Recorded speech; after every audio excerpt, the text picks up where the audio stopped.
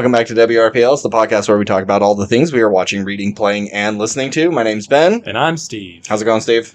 I'm doing well, Ben. I have a brand new PS5. Looking forward to playing some updated new games and I'm surprised you haven't popped in Miles Morales, and because isn't that one of the games where you get the free PS5 upgrade when you put it in? Because I know Evil West, even if you have the PS4 one, you put it in and you get the PS5 upgrade.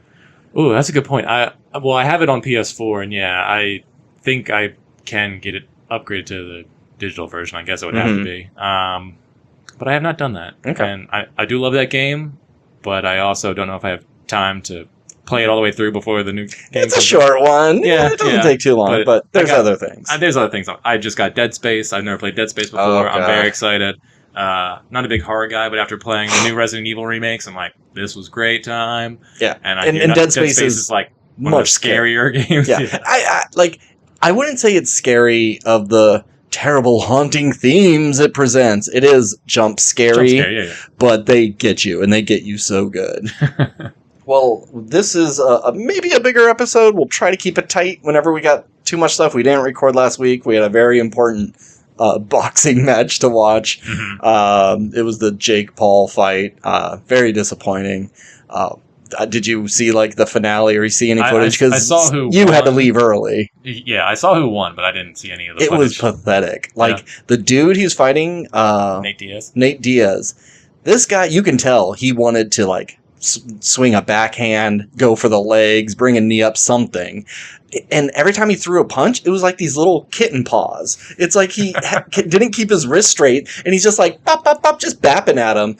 And I think if Jake Paul would have gone out blazing, he could have ended it round one. He rocked him pretty good. And then maybe he burned too much, and he couldn't quite get it, because apparently this guy can take a lot of damage, and he did.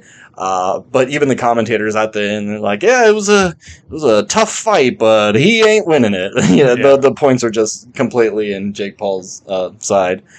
It's so weird. You play video game, fighting video games. Just here's the Eddie Gordo with the capoeira, and here's these guys with kung fu and jujitsu, and also all these different fighting styles. And you would think they can. Some have the pluses, some have the minuses, but they can kind of do combat together. But it's you put somebody in a situation where they're you're forcing them to fight in the other person's style, you're just gonna get your ass whooped. Yeah. You're not used to doing it that way. When it is a Tekken game, you have a boxer fighting someone who's doing capoeira. That's totally not fair. You make the capoeira person box, then you can tell. It's like their muscle memory is completely different. It's you're telling me I can't use my legs to stand? Sure, to retreat. Well, this episode, our main topics are going to be Teenage Mutant Ninja Turtles, Mutant Mayhem. Ooh, Mayhem. Let's do that one again. Teenage Mutant Ninja Turtles, Mutant Mayhem, and the Voyage of the Demeter. I was going to say Dawn Treader. The last voyage of the Demeter. The other day. I told my wife, I'm going to go see Dawn Treader. I mean, Jesus Christ, the Demeter. Yeah, that one. So we got a couple things. You said you got a couple of books. I got a show, a book, and 2 movies. I got 2 shows, two shows, 2 movies, and a book. All right. So I guess I should probably go first. Sure. I want to talk about the thing I wanted to talk about the most last week that we didn't get to. Is I saw Radiant is the Blood of the Baboon Heart, which is the Venture Brothers movie. Oh, right, okay. I was I've heard that title, but what the fuck is this? Okay. Unfortunately, Venture Brothers has been canceled, but luckily they were able to kind of scrap up a couple ideas from what they were planning to do in Season 8 and put it into a movie, and it's great. If you like Venture Brothers, enough, it's amazing. It's one of the best things that they have done. They answer a lot of questions. They still keep some of them a little secretive, but that's fine. You get to see characters that have only been mentioned by name. It's really funny, and they're so good. Their world building is insane. The fact that you go back and rewatch from season 1. Episode 2 is when they're on the Gargantua 2, the space station, and they have like the problem light, and it's going on and off and on and off, and there's all these things about them watching Sharky's machine and everyone getting sucked into space, and it just seems like a whatever throwaway episode. But it is like one of the most pivotal, crucial things that happen through the entire series. They are able to go back and find little things to flesh out and make them even better. They don't retcon a lot of stuff, and there's still plenty that you see and you go, that's a reference to something. I don't know what that something is, because the things that they are into are just very different. So you went to YouTube and the 30 things I missed in the Oh my god, there were so many of them, but yeah, I try not to, because it's fun when you do find out that stuff and then you rewatch it and go, I get that now. But it's great. It's sad that it's gone. I hope they get a chance to, every couple of years, instead of we don't get a season, we just get another 90-minute movie. Right. I was going to bring it to let you borrow it. I'm not sure if you were caught up or not. I don't remember. I want to say maybe I didn't see the last season. Okay. Well, it's on HBO. So. Yeah, I mean, I am a fan of Venture Brothers. I'm not a diehard like you, but it was one of those shows where you're like, Steve, check this thing out. And I'm like, ugh, all right. And then after watching, I was like, oh, there's definitely some genius here. Yeah, it's really good. I won't give any spoilers, but we find out who the boy's mom is. We find out what's the deal between Doc Venture and the Monarch and their whole rivalry. It sucks because there's so many characters that you wish had a little bit more in it. I wish Henchman 24. I'm sorry, 21? No, 24. Yes, 20. Can you do the voice for me? No. I wish he was in it a bit more, but when you have so many characters, some are going to go by the wayside, but I highly recommend it. I hear it's kind of hard to find. I grabbed the last one at my Walmart. Apparently they did not produce very many of these, and they're just selling out everywhere. But I believe it's going to be on HBO in like 2 months. So. If you had known that they're being sold out everywhere, would you have bought 2 if they had 2? No. I'm not one to keep it in its packaging and resell. Talk to 12-year-old me when I was buying my X-Men toys and stuff. Yeah, I was dead set. This is how I'm going to be a millionaire. I will not open up my Professor X floating wheelchair toy because it's going to be worth so much money in the future. Silly me. I also, was the person who bought a bunch of Star Wars Phantom Menace toys because, the old ones made money, so these new ones will make money too. No, it's because they were just garbage and people threw them away, and they were rare now. The new Star Wars movie is not going to have a lack of production when it comes to their toys. They're going to be so overproduced. You're still finding Phantom Menace toys at Comic Cons and stuff. Who's buying this? Nobody cares about Phantom Menace that much, and especially these toys. But anywho, that's off topic. Star Wars, right? Venture Brothers, the movie. If you get a chance to see it, absolutely do. It's joyous. But we forgot to roll. I was so hyped to talk about it, but no. Remember, I start now. Oh, that's right. New year, new me. That is a 6. Yay. I mean, it did hit the wire, but... It's fine. 10. Ugh. Not great. Yeah, not great. An 8 average. Yeah. Out of 20. Yikes. All right, here we go. Do you want to do one? You want me to do another little one? Do yours, because I feel like my 2 books could go for a little bit. Okay. But well, I'll do a short one. I also finished a book. It's called Shift by Hugh Howey. It is the second book in the Silo series. So I knew I probably shouldn't do this because the season 1 is only the first half of the first book. And it's going to be minimum a year before that comes out. That's a trilogy, right? It is a trilogy of books. And then it will be another minimum of a year or more for the next season. And if they split the second book in 2, it's going to be a very long time before we get to it. But maybe that's a good thing that I read it because I'll forget some stuff and it'll be fresh. I really like the first book, but I don't know if I like the first book because I like the show and I can picture the characters and the settings and see what the differences are. Whereas this one, it's mostly new characters, different time period. You get to find out kind of why the silo was created and who, and I don't want to give out too many spoilers because there's still a lot to be seen in the first or the second season of the show, but it's more of a prequel. You get to see about an uprising, and I'm trying to be as vague as I can. But did you like the book? It was fine. Okay. So I'm like, here's an example. In the first book, we haven't seen it in the show, but there is a character who's been by himself for like 34 years.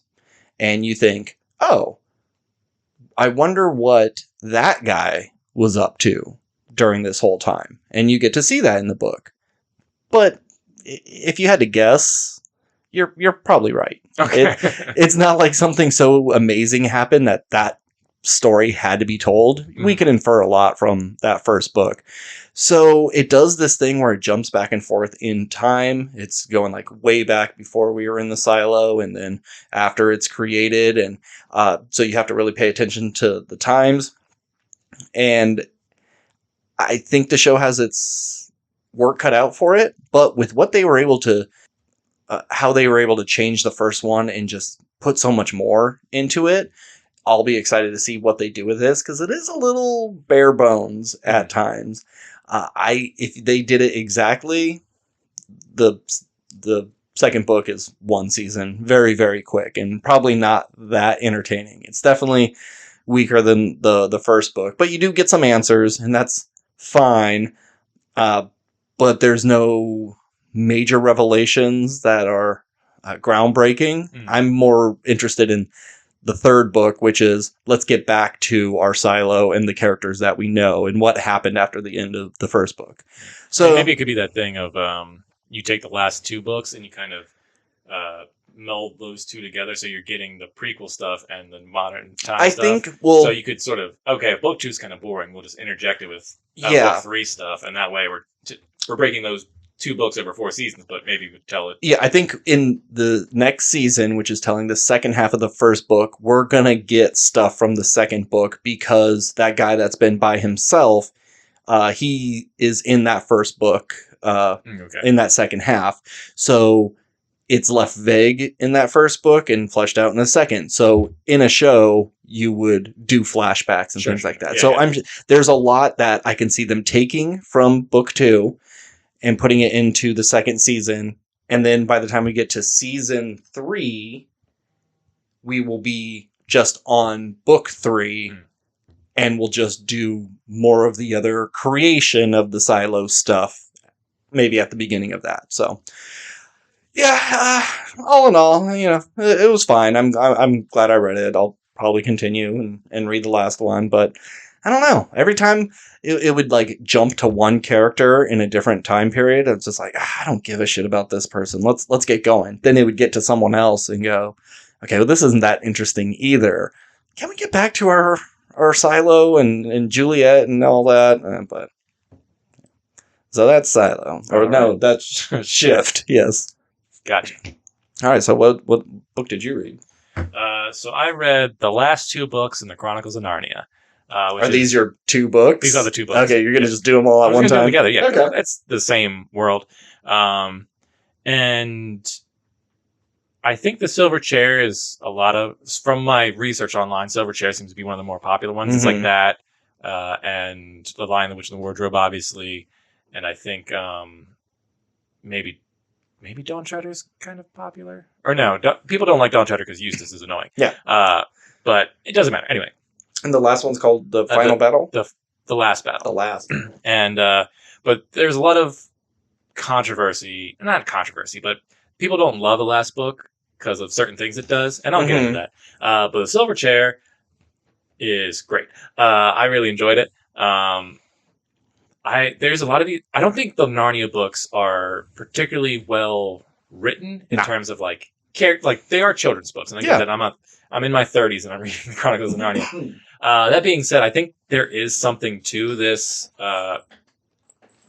series that is like pretty great. Like the Narnia world is very interesting.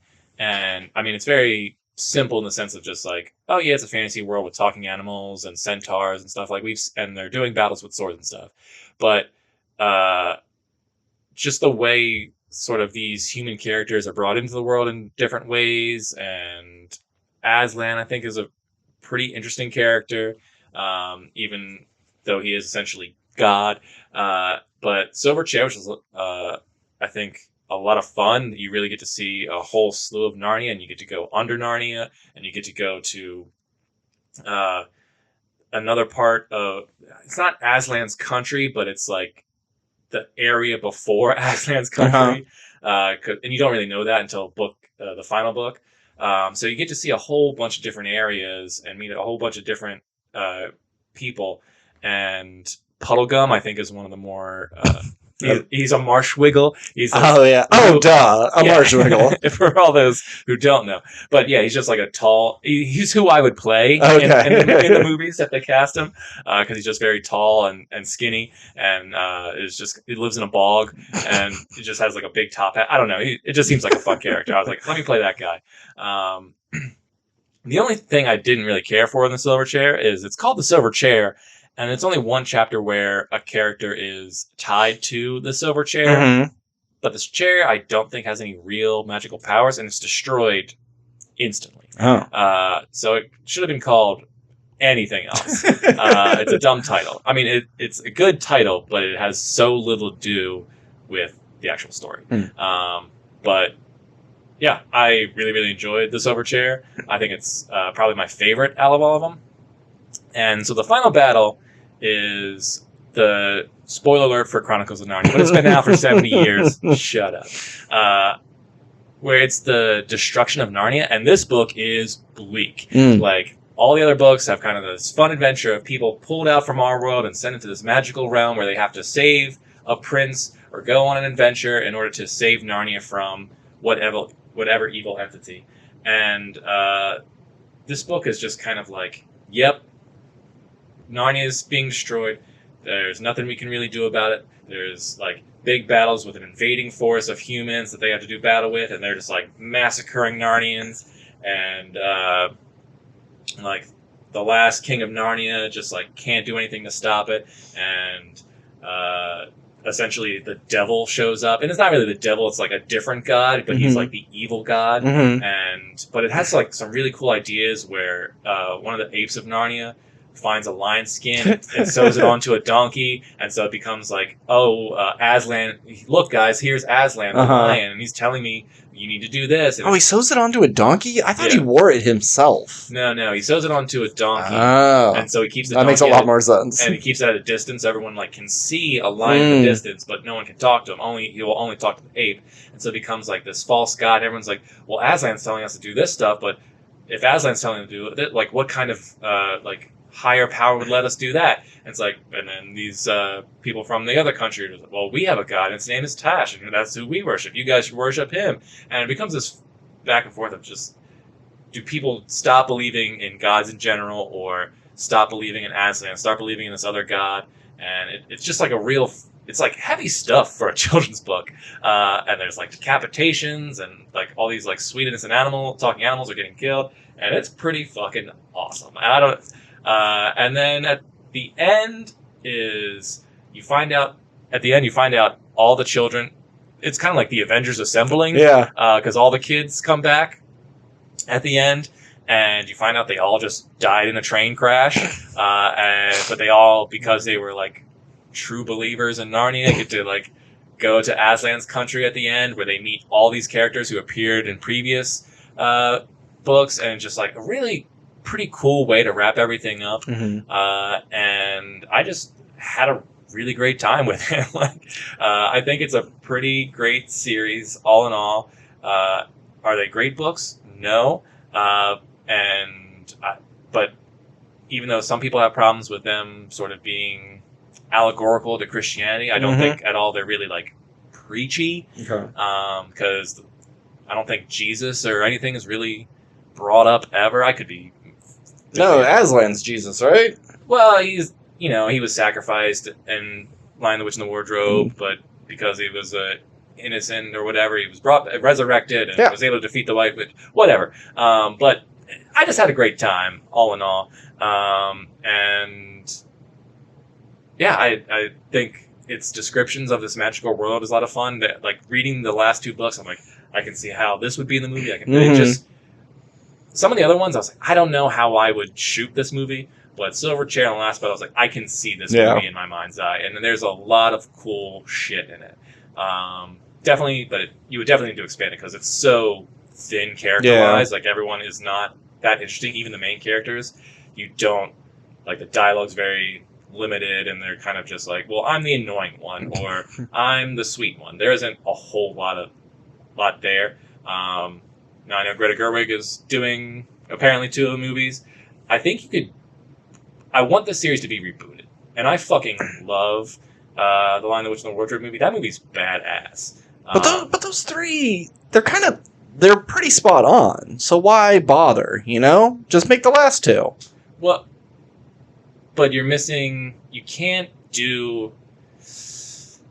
I think... I could be wrong, but it'd be hard because now all those people are grown up, and it's weird to bring back characters and go like, oh, hey, remember them? But it's not those actors. So I think I would like for them, because as good as those first 3 are, I don't remember Dawn Treader movie all that well. I don't remember liking it, but the other 2 I really enjoyed. But I think they failed to finish those movies. So I think if you're going to do them, just do it over. Yeah. And do all 7. And if you want to make it like a series and just make it, 20 episodes and it just tell book 1 to the end, you could do that, or just 7 separate movies. Either way, because this is a world I want to see on the big screen, and I think there is some pretty great stuff still left to see and things you could expand on. So Chronicles of Narnia, I some of the other books I wasn't really into all that much, and I wasn't sure I was going to like these last 2, but it turned around for the series for me. There's tons of cool shit here. Okay. So if you have kids, I'd recommend it. Did you ever watch like the British Lion, Witch, and the Wardrobe? Like they made them back in the 80s or 90s. I remember watching animated No, it's live action. Yeah. As far as I recall, I watched them when I was in elementary school and going like, what is this? I didn't know the stories of Lion, Witch, and the Wardrobe until I was much older. They were not part of my childhood. So I do this every time. I always mean to mention some things up top, but I just like, Venture Brothers, I gotta start talking. But 3 things, real quick.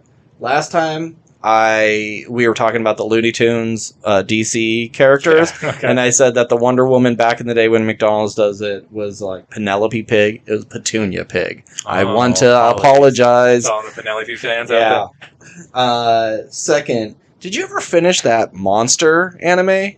I'm still going through it. Okay. I'm on... I think there's like 74 episodes. I'm on episode 46 or 47. Okay. Because the guy at my work was like trying to convince me on some animes, and he brought that up, and I was like, that sounds really familiar. Did Steve talk about that?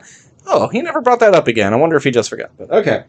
And then, lastly, we had a lot of deaths lately. Oof. Yeah. Sinead O'Connor, Paul Rubens, a.k.a. Pee Wee Herman, Mark Margolis, a.k.a. Hector Salamanca, Angus Cloud, or what was he in? Fezco, yeah.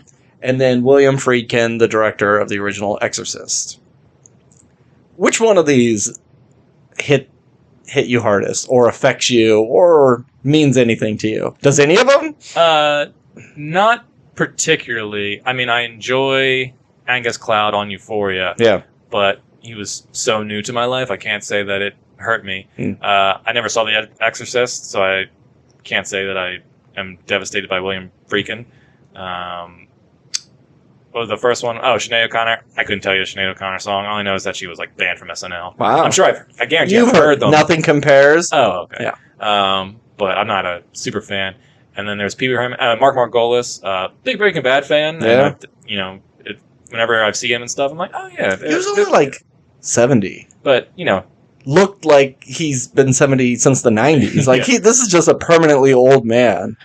So, of all of them, I'd say Pee Wee Herman hurts the most. Yeah. Because I do love Pee Wee's Big Adventure, and I've definitely done the voice, and, all that stuff. Yeah. Scream for the secret word. We've all been there. So I understand his icon status in that regard, and he was younger than you would think he would be when he would go out. And I've seen interviews with him and like Conan and stuff, and he seems like a very nice man. Yeah. So that one I would say sucks the most. But I didn't grow up with Pee Wee Herman. I just am a fan. Yeah. It's a shame. He was just a wonderful character and just seemed like a genuine, nice human being and not a problematic person. Okay, yes, he was in a porno theater jacking it off, but I said jacking it off. That sounded weird. Jacking off. But come on, that's what porno theaters are for. It's not like he was in a regular movie theater watching some kid's movie or anything. He was where he's supposed to be, but because of his celebrity, of course, they're going to enforce those rules on him. So, poor guy. He didn't deserve all that hate he got in the 90s. All right, let's get back into it. My last three things are actually relatively quick. I'll try to knock them out real fast. Okay. There's a show on Apple. It's only the first few episodes out called Strange Planet. I don't know if you've seen the comic strips. They're little blue aliens with the big heads and the big eyes, and everything is just very literal to them. It's not. They don't say, "Oh, you wear your heart on your sleeve." They say, "You wear your blood pump on your sleeve." And a flight attendant is like an air transport comfort specialist. Everything just has a specific name. So I can see it getting a little old. But these characters are just so damn cute looking, and it's silly, and it's nice, and it's not mean-spirited about anything. It's just very basic story things like, oh, I have to watch over this girl's cat, and I'm allergic to cats, but I really like this girl. And then wacky. It's just simple things like that, but then you throw in the funny dialogue. Danny Pudi's in it, so that we could convince you. But it's only 3 episodes, and we'll see by the end. But Dan Harmon helped produce the show, so I'll keep watching. Okay. I enjoyed it. Also, on Apple Plus, I started a show called Foundation. It's an Isaac Asimov set of stories. This was something that, like this, Invasion, C, it was all the stuff that like auto-played whenever you would leave your Apple Plus on, and I wasn't all that interested until I saw a Corridor Crew video about breaking down the effects of this big sky bridge that reaches from the planet all the way into space, breaking and then being so long it wrapped around the entire planet. And like, wow, that's a cool concept. I wonder what else this show is about. And a buddy at work said, oh, dude, you're not watching Foundation? You need to. It's one of the better sci-fi shows. So I did. It's a weird one because it's definitely not Star Wars or Guardians. They kind of take it a little more serious. Hard sci-fi. It's hard sci-fi, but I hate saying that because it's like 20,000 years in the future. Right. So when you're talking about like science and math, they're using phrases and stuff that it's all just gobbledygook, it's all made up. So it's made to sound smart, but there's no real like basis in science and math. He speaks the true truth. So it comes off like, is this really smart, or are they just really good at like making it sound smart?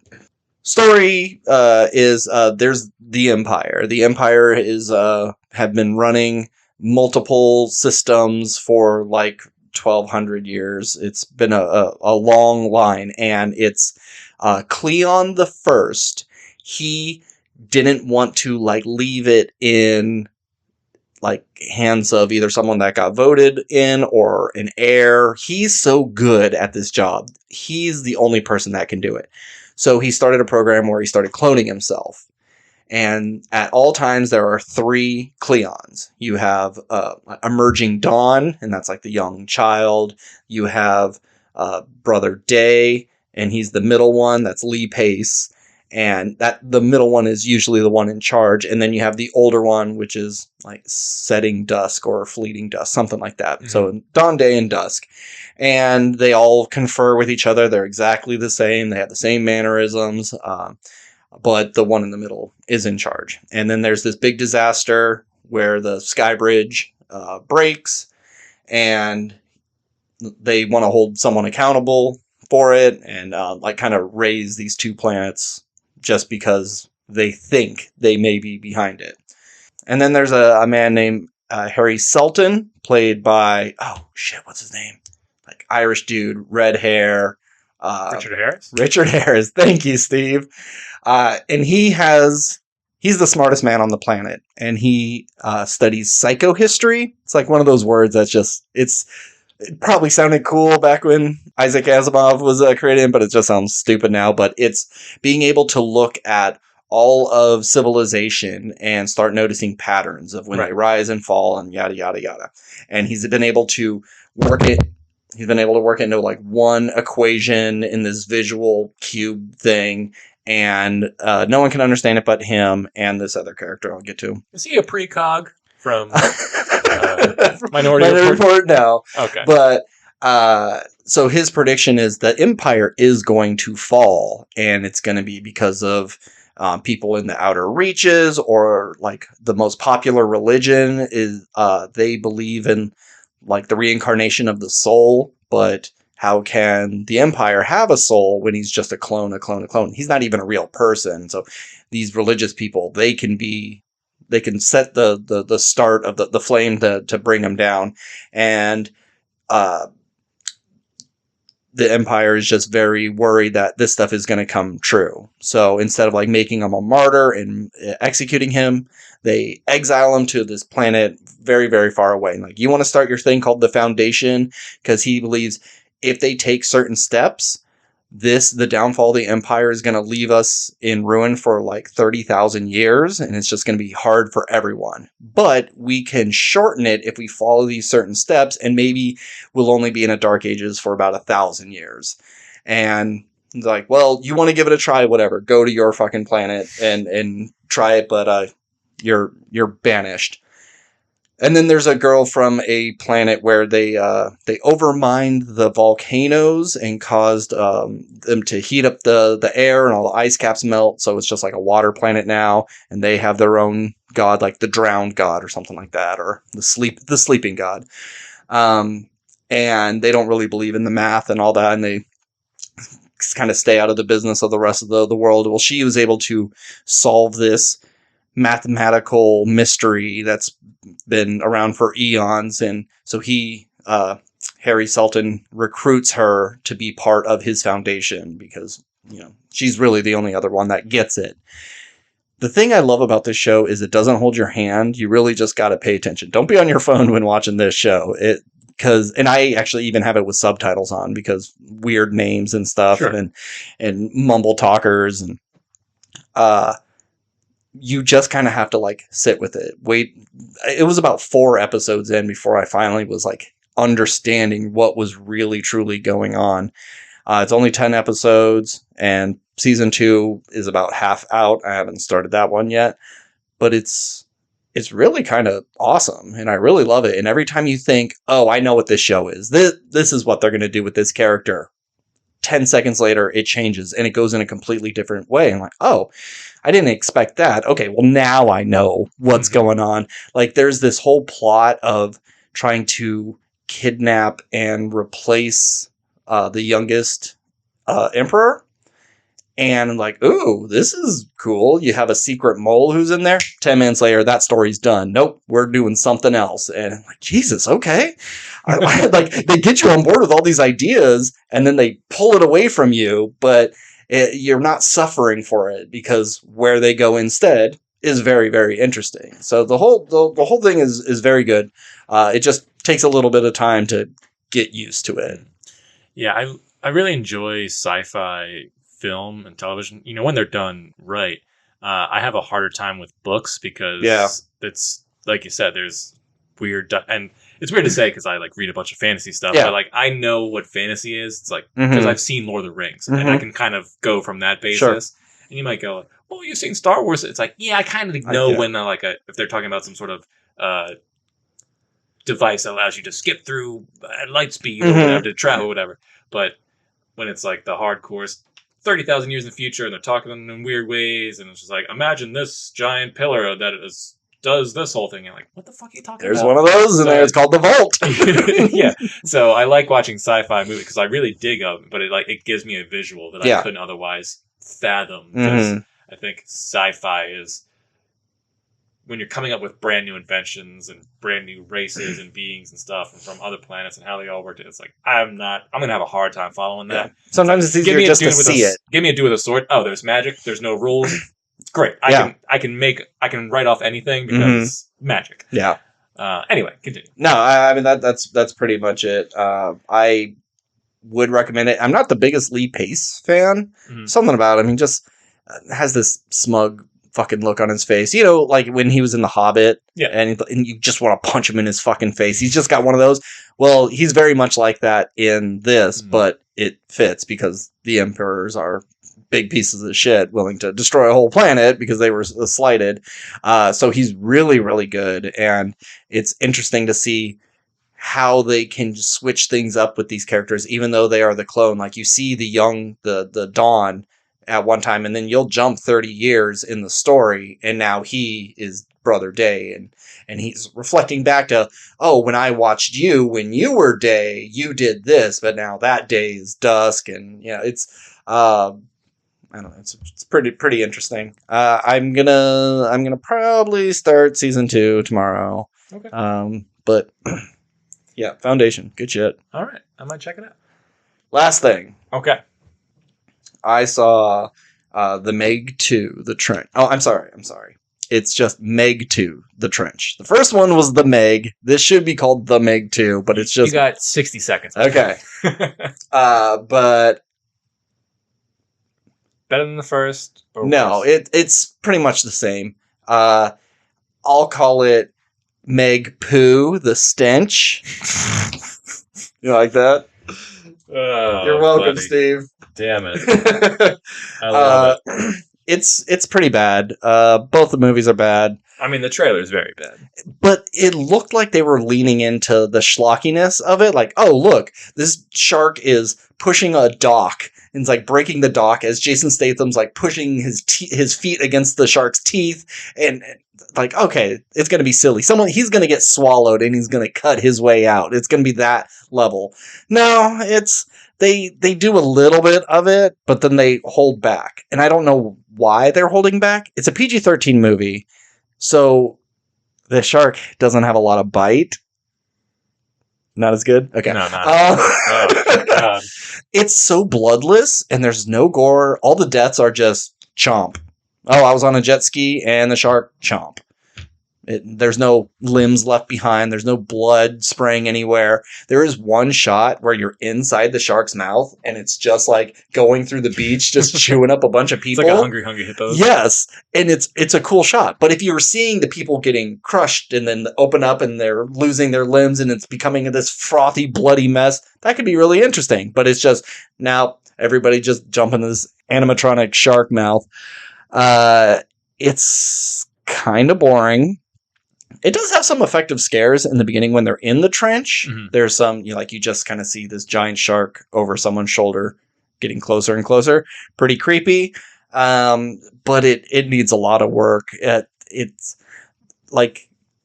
called The Trench, and you're in the trench for the first half, but I was so bored by that stuff that I couldn't wait for them to get out because we should be on a tropical island as shown in the trailers. But then when you get to that, you got 3 sharks and a giant octopus and these weird little raptor things. And it should be fun, but it's because it's so bloodless, it's not that interesting. Oh, someone gets grabbed by a tentacle and pulled underwater. Someone gets dragged into a bush by a little monster thing. Someone gets swallowed by a shark hole. Wow. It's just not interesting to watch. They needed some B-movie directors and writers to get on this and just make it silly, because that's what it is. A giant shark movie, they're silly, and the fact that this is like a major release and it doesn't go full tilt, it's a letdown. I'm surprised they even made it a second one. The first one's not very good. It didn't do well in America, but did really well in China. And you can definitely tell the island that they are at the very end all the guests there are Asian people. There's an Asian like seconding. I don't want to say he's the second lead. He's like the third lead. You can definitely tell the influence of, we're putting more Asian people in this because it did so well over there. And it's like, I that totally makes sense, but it's so fucking boring. And it seems like it's only made because it made money. It doesn't justify its existence. There's characters in it that I'm like, was this person in the first one? Wasn't Ruby, what's her name? Ruby Rose? Yeah. She was in that first one. Did she die? I thought she survived. She's not in this one. And then, what's his name? Clifton? Cliff Curtis. Cliff Curtis. I was like, was he in the first one? I don't remember this at all. So he was in the first one. I didn't see the first one, but I remember. Okay. Yeah. And Jason Statham is just a nothing character. He's just an anti. He's an eco-friendly operative, like, because he's jumping onto like oil rigs and sabotaging their stuff. Like, there's just nothing to any of these characters, and either smarten it up or make it way dumber. This middle of the road does not work. All right, so it's exactly what you'd expect. Yes, exactly. Great.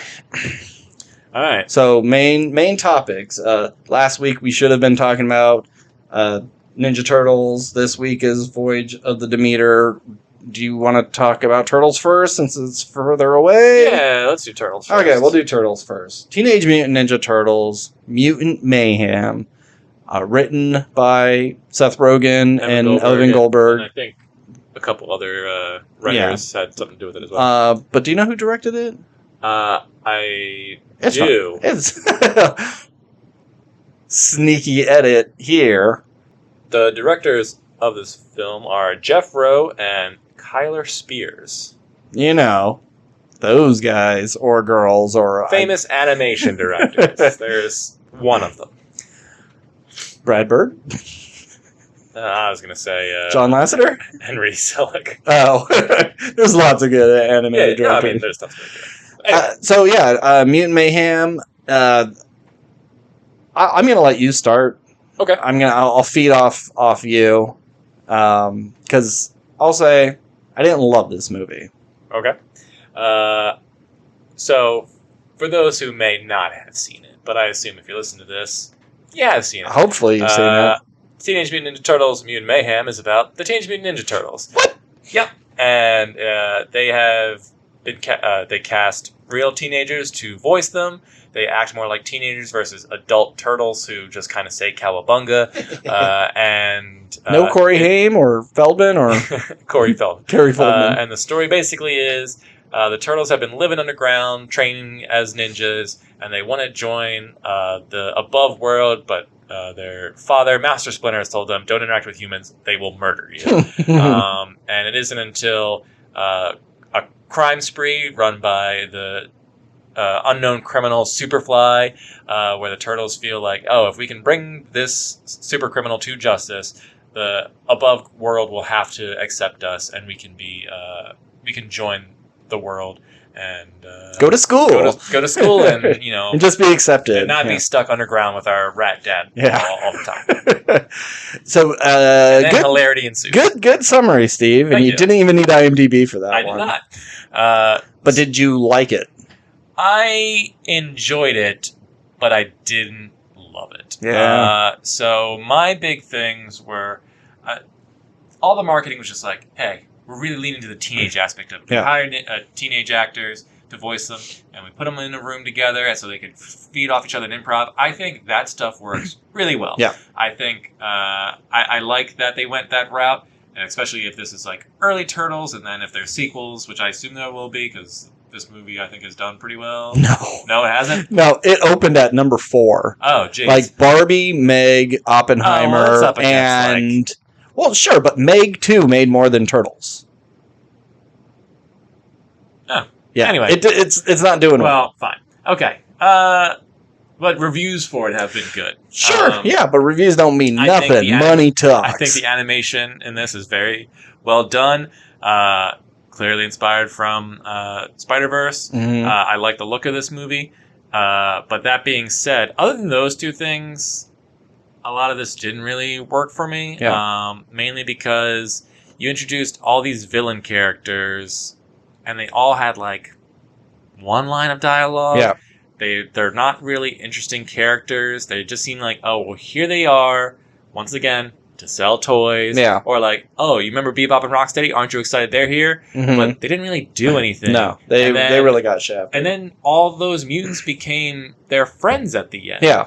And it's like, all these guys are their villains. Yeah. And I have a theory as to what we're going to do with that. Okay. If a sequel does happen. We'll get to that. We'll get to that. And I hated Master Splinter in this. Yes! Thank you! The casting of Jackie Chan, perfect. Really. I think on paper, that makes sense. Okay, fair enough. But in reality, he was not a good Master Splinter. I think he could have been a good Master Splinter. I think what they wrote him was bad. Yeah.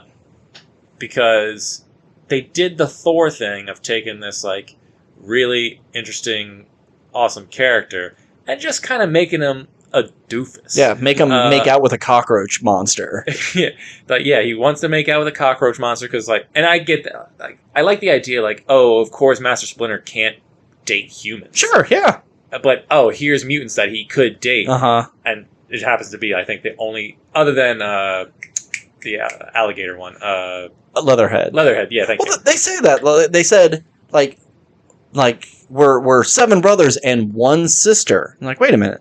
But the cockroach is supposed to be a girl. Leatherhead, I would assume, is a girl, or at least has a girl's voice.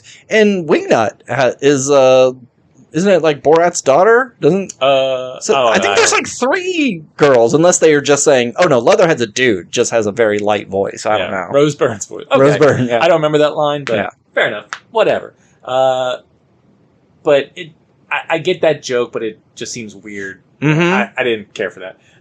But I also didn't like how they changed their origin story. And once again, I saw a theory online that who the Turtles' origin story? The Turtles and Splinter thing, where it's Master Splinter was either a human or a rat, a pet of Oroku Saki, yeah, or he was a human that got turned into a rat. Master Roshi, Yoshi, Master Yoshi, Oroku Saki, Shredder, yeah. But this, it was just he was a normal rat who got mutated with the Turtles, which is like, okay, that's fine. I think that's comic book though. Okay, right? Well, yeah, no, that's fine. I'm just saying, but he learned kung fu through workout videos, and like they became very good ninjas. That is the dumbest shit. Yeah, he needs to be. Is it a funny joke? Maybe, yeah. But I didn't like that. Yeah. And I like the idea of, he's a father and he wants to protect them. Like that's good story stuff there, but nothing ever really came too much of that. I wanted to see kind of more rebellious teenage stuff with him. I wanted Master Splinter to almost be like a secondary villain, not really a villain, but just be a constant foil for these kids and just be like this wise leader, mentor to these kids. And it never really felt like he was. He was just the doofus dad who didn't want them to go outside. Yeah. So I thought that was... And I think another problem I have with this movie is I love the Turtles, and we've seen their archetypes done many versions of, but I think they do them so well. Where they weren't really the Turtles that I'm used to. Okay, and I know they are teenage; they haven't reached the more adult version maybe we've seen. But it's like Donatello never really struck me as all that smart. Sure, like he wasn't. He was still the fun one, but he wasn't like cracking any... I don't remember any line of dialogue he said. Raph was excited to fight people, but he wasn't a total jerk about it. Like he was just kind of happy to hang out with his brothers. And Leo hasn't figured out his leadership role, which that can be a good story too. But I wasn't into his love story with April O'Neil, and so it was just they weren't the Turtles I was used to. So that kind of like, he's the smart one because he wears glasses. Yeah. Oh, he's the fun one because he's, I don't know, little. I don't know. But I get what you mean. They have enough of the Turtles that you recognize it, but they don't go crazy with it, especially with the quote unquote Michael Bay ones where Donatello has like tech all over him and you know the goggles. I'm not saying I need him to be working on the Turtle Mobile at the end or whatever, like build that flying jet plane that they have in the cartoon. The blimp. No, the turtle blimp. Oh. They had I think it came off of the blimp that they could fly around, or whatever, but a blimp too. I didn't need to see Donnie be a super genius, but I wanted him to at least seem smart. Other than he figured out the blowhole thing. I didn't like that either. Yeah, I didn't like the final boss. Oh yeah, the final boss just being a kaiju monster is so boring. An amalgamation of like a bunch of different things. Yeah, the horse falling off joke. That's pretty funny. That worked for me. Yeah, but the look of it was bad. And let's talk about the look. Okay. This is an ugly fucking movie, and I know it's on purpose, and I think the animation style is interesting, but April, Baxter Stockman, Splinter, and Superfly, I hate all their character designs. Oh, really? They are so ugly, and most of the humans in this are really ugly to look at. And is that a... they won't accept us because we're these hideous freaks, but if we look at them like, well, you guys are pretty gross too, is that it? Or is that just the style? I think all the turtles look good, but everybody else looked awful. I didn't like any of them. Well, I don't remember the humans all that much because I feel like you didn't really interact with too many. There's a couple of times. I understand that there was plenty of humans. I just don't remember their looks too much other than April and Baxter. And I guess you could count Cynthia Utron as a human character. Yeah. Even though wink. Yeah. But yeah, that art style didn't bother me. I think it does look good, and I like the look of the turtles. And I don't want people to think like, oh, April's not all sexy in her leather jumpsuit or her yellow jumpsuit. It's not that. And it's like, I don't care that they changed to her race. None of that matters. It's just character models were just weird looking. Yeah. Baxter in the beginning was so gross. I just, I don't know. I just don't like the look of this movie. I really was hoping I was going to love this movie, but I don't. And I like the four turtles. I like their interactions, but even with them, they get a little annoying. There's times where they're talking over each other and I know they're improvising in the booth, and it just goes on and on and on, and just like, okay, cut, let's go to the next fucking scene. They got on my nerves at times. But for the most part, I did like them. I wanted to see just them doing rebellious thing. And if it was only 4 mutants, it's Bebop, Rocksteady, let's do Superfly, and say Mondo Gecko. Mondo Gecko is the odd one out. He doesn't want to do the big crimes that they're saying, so he makes friends with Mikey and stuff like that. But just to have all of them there for no reason except to give a friend a paycheck, it seems like what a waste of these characters and too much. Right. Simplify it, and then make Superfly do something other than just like these crimes. I know he's building a thing, but it just seemed like everything he was doing was a Foot Clan type thing. It was very reminiscent of the first Turtles movie. I think I like the idea of we're going to mutagen everyone, we're like Scarecrow and Batman Begins, right. It just do something that didn't end with a big kaiju monster. Yeah. I want street level ninja fighting. And I got this. Go ahead. To the movie's credit, I think the action scenes, at least in the first half, worked really well for me. Especially the one where they do this sort of montage of 4 different fights, and each turtle kind of like leads a different fight in that one, and how it just cuts back and forth. I thought that scene was really fun, and the garage brawl was a lot of fun. And, bumping into the car and go ninja, go comes on and stuff. I think the action there works. I just think it's mainly a story problem is a weak part of this movie. Because, well, one, I also didn't really care for Ice Cube in this. I liked Ice Cube. I like the character of Superfly. I do too. I just don't. You don't want to. I don't think he's.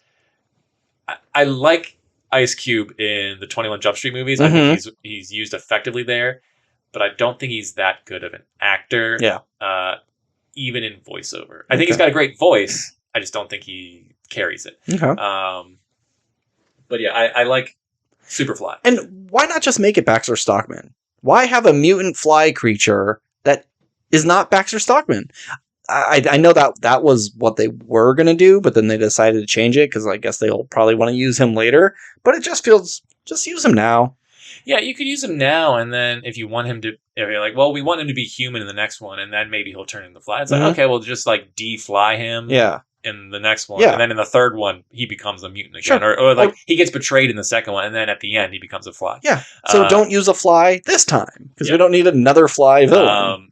Because you could have, I think it would have been more interesting if the Turtles were on a mission to stop Mutant Mayhem. Like all these mutants are committing crimes, and they're being spotted in the streets, and so then there's like this mass mutant hysteria, like. Mutants are bad. We need, X-Men the shit. And then the Turtles are like, we're going to prove them wrong and we're going to stop them and we're going to save the day. And so you have the mutants going, you have the Turtles going out and taking down these mutants one at a time. And then you can like meet the other, these mutants and spend a little time with them. And maybe each time they like take one down, like, oh, you're a bad guy, but maybe, oh, I was just doing this because of this. And you could just give the mutants a little bit more character. And it's like, do they feel bad about kind of taking out their own? It's like you're saving society, but that society hates you. Yeah. And it's like, well, they hate us because you guys are doing this stuff. So if we bring you in, we'll be the good guys. And they do that, and society still like. I think it would have been more interesting to see the Turtles kind of be seen as bad guys at the end of this, and like, okay. Well, we still want to fight for good because that's what our father taught us to do, but we will remain in the shadows. And so their contact with the outside world is April and that kind of stuff. So like people know that they exist, but now they're kind of just like, they're hiding themselves. They're things of legend, Yeah. And so then, then the mayor of New York is just like, hey, we have a mutant problem. Let's hire these Foot Ninja Clan, that's not what it necessarily needs to be. But then the Foot comes in, it's like, well, these things are bad. This is our city. We're taking over for whatever. And so you could do a million things. They would hire that Cynthia Utrom, and she has Baxter Stockman as her sidekick, and then he introduces like the Mousers. We could release these in the city, and they could patrol for any sort of mutant activity, and then you have your bad guy. And I think it's clear that they're probably going to either have Cynthia Utrom be the villain of 2 or 3. Clearly, they nod to Shredder at the end here. Yeah. I mean, I'm happy that Shredder wasn't the bad guy in this. Yeah, for sure. Because we've seen Shredder over and over and over again. They just didn't need to show him. Yeah. I just think they wasted, like, the mutants they had. Now, I could see that, Bebop and Rocksteady and all these mutants, they're now kind of friendly with the Turtles. They're living there. And then Shredder comes in and recruits them. And it's just like, hey, society fucking hates you. Well, no, because society does like them at the end. Oh, yeah, yeah. The Turtles. But he'll use Krang will use some sort of technology to hypnotize them. Bebop and Rocksteady join their team. Yeah. Now it's just the Turtles against all of them. But I don't know. I just think that there's good ideas here. It just wasn't executed all that well for me. Yep. And maybe it's just like, well, this isn't for 30-year-olds. Like, you can come and see it and enjoy yourself because maybe now you're bringing your kids, or like, oh, look, the thing you liked as a kid, we're still making it. Yeah. But maybe this is like, well, this is for a younger generation because, they're doing references to Attack on Titan and all that stuff. Avengers. This is like, reference heavy. Yeah, it's like, that's cool. Like, I'm fine being I know what those references are because I'm a dork. But I don't know. It's not, it wasn't my Turtles. Hashtag not my Turtles. Yeah. And I think back to, and I don't remember loving the TMNT, but I remember there being parts of that I was like, oh, no. Is really great. Yeah. But that one also has a problem. It's good that like it's not about Shredder, but this other villain is bringing demons from another dimension. Yeah, and it's like, why are they not mutants? You know? I think the last act of that movie, I kind of like, oh, this is dumb. Yeah. But like the Raph Leo fight in the rain, so good. Yeah. Like that is the turtle shit I want to see. Like Leonardo in the jungle being like training ninja, like taking down poachers and stuff. Yeah, and like Amazon. Gorillas. Yeah, like that's really cool. Like there's interesting ideas there. I think it just was a little bit ahead of its time, and I don't know if that animation necessarily ages all that well, but it's a perfectly solid movie. Chris Evans is in it. He's Casey Jones. He's Casey Jones, yeah. And then the latest two.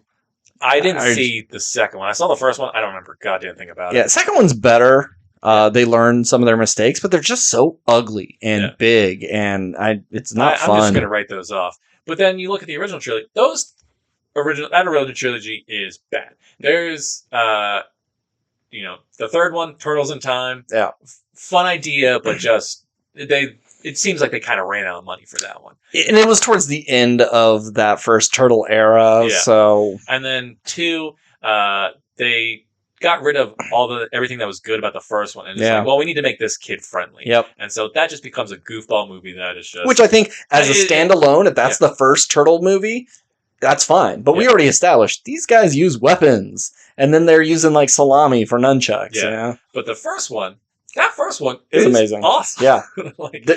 There's a case to be made that it's one of the best comic book movies of all time. Yeah. I mean, the Raph fight on the whole fight with the Ninja Raphs and rooftops, huh? Raphs and rooftops. Yeah, like Raph soloing all those Foot Clan members and then falling down, and then you have the turtles going in there in the antique shop and fighting, and then it just seems so intense. And then the movie takes a pause, and they're just like emotionally trying to like get themselves back together. Yeah. One of their turtles, they don't know if Raph's going to wake up. Yep. Leo has they think Splinter's dead. Splinter might be dead. Donatello's like working on cars with Casey. With Casey Jones. There's just like such good. It's gritty and on the mean streets of New York, and the time when it was kind of like gross and stuff. Mm-hmm. Like it looks cheap now, but that's still kind of helps to beautiful. The design. Love it. And yeah, there's just so much good stuff in there, and it's. I think it could have been an amazing film if it wasn't kind of hindered by like, well, we can't go full adult with this. It still has to be friendly enough for kids, but like, there's a really good fucking. Oh, and then the final fight with Shred in the first movie. Oh yeah, solid. Yeah. Like that movie is good. Yep. And that's what I want, but just do it animated. Just do the live action thing again, but somehow do the old action. I don't know if you could do it in this modern era of just like high definition 4K stuff. And studios just don't like practical. It's weird that those practical effects still look so good. And I know those suits were a nightmare to wear. Yeah. But the technology has changed. We can make them lighter and thinner and more flexible. I don't know. Like, if you gave me money to make a Ninja Turtles movie, I don't know how I would do it. Yeah. Animation seems like the easiest logical choice because you can do all the fun kung fu stuff and have these mutants, and people won't go, well, that looks bad. The CGI is, the CGI looks bad, or the costumes look stupid. Yeah. So animation makes sense, but I kind of want my turtles. You can get rid of the teenage part, I think. For me, just start calling it Ninja Turtles. Just the Ninja Turtles. And we talked about The Last Ronin on this. You didn't love it as much as I do. I fucking love The Last Ronin. And they're also making a game now. Yeah. That was announced. I don't know if that game will be any good. Yeah. But I think the Turtles are actually their best when they kind of lean into their darker side. Because the original comics weren't necessarily all that kid friendly. No, not at all. And The Last Ronin, which is the most popular comic they've had in forever, is pretty fucking bleak. Yeah. So I think go dark with this. You can have kid-friendly versions. That's the cartoons. Yeah, that's what Nickelodeon's for. Every 7 to 8 years, you get a new version of the Turtles in 5 seasons of a show or whatever. That's great. Have that for kids. But maybe make the movies, maybe. Or at least experiment. Put the Turtles on HBO. Okay. I'm not saying I want the Turtles to like have sex and drop F-bombs. Yes, please. I don't want the Turtles having sex. I don't need any of that. I'm not saying give me Game of Thrones, but with turtles. Yeah. But I'm just saying you can make the Turtles do kung fu. You can make them say damn. Raph said damn a couple of times. Or maybe, Master Splinter is very much like, we don't kill. That's not what we do. But maybe Raph accidentally does, and that affects him. Or maybe it's not Raph because he's the one you would expect. Yeah. But like Leo does it in order to stop Raph from doing it. And so now Leo's racked with guilt. You have Donnie who's like, I'm not such a great fighter. Everyone else is a better fighter than me. And I failed this mission. I could have gotten us all killed. Mikey, maybe he needs to, everyone's mad at him. Maybe he feels like he needs to grow up and not be such like the party dude and take things more seriously. Like, they can fit to their stereotypes and still be interesting stories, but you never really do anything. They can with grow, The party dude, Donatello does machines, all their little things are just like the entry level to that character. You can take it to other places instead of just, I'm a computer guy. I mean, that's why Raph has always been my favorite Ninja Turtle, because in the first one, it's him, and I know it's kind of, he's always the guy who just breaks off from the group, but the first one, he gets injured, and he meets Casey for the first time and has their fun little fight in the first movie. And then in the second one, he's the one who gets captured, and it's just like, oh, I've put us all in danger again. And the third one, he makes friends with a little kid in Japan, and he kind of wants to stay back. Like, he's the one who gets interesting stories, and everyone else is just the same. There's stories you can tell about the other turtles. It's a shame that Leo and Raph are always in the forefront. I'd say in this one, Raph isn't used nearly as much as Raph I thought. Is the least used, I think. Yeah. And it's always Donatello and Michelangelo are brushed to the side. Oh, one's just silly, one's the tech guy. And I think their dynamic works, especially in that original movie.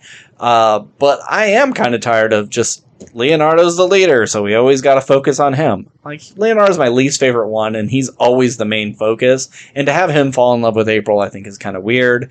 I want to see some Mikey Donatello stuff more. Yeah, I think... and if you're going to do trilogies, I think that's how you tell those stories and make them, because I don't think anyone really grows in this movie. They just become, they achieve their goal, they become accepted, they get to go to school, and I think Turtles in School could be fun, and just do a little bit of John Hughes meets the Ninja Turtles. Yeah. That's a fun idea too. Yeah. But you have to intercut that with them also being ninjas and heroes. Yeah. But it's kind of harder now, because with Spider-Man, I didn't get my work done because I was out busy being Spider-Man, and no one could know. But everybody knows they're the Ninja Turtles, so when they're like, oh, we didn't turn in our science project. Like, well, you did stop that tour bus from falling off the bridge, so we could forgive you. Yeah. It's maybe some of the story stuff isn't as, I don't know, I don't want to say not interesting, but I don't know, like smaller, but that's kind of what I want. Yeah. But I don't know what the conflict is if everybody knows they're Ninja Turtles and they're also going to school. Like, then what? Right. I think this movie should have been... If we're talking about growing... If you want to make this movie the Leo story, it's like, okay, Leo, his mission is to get his brothers... Like, take on the leadership role, get his brothers out of the sewer,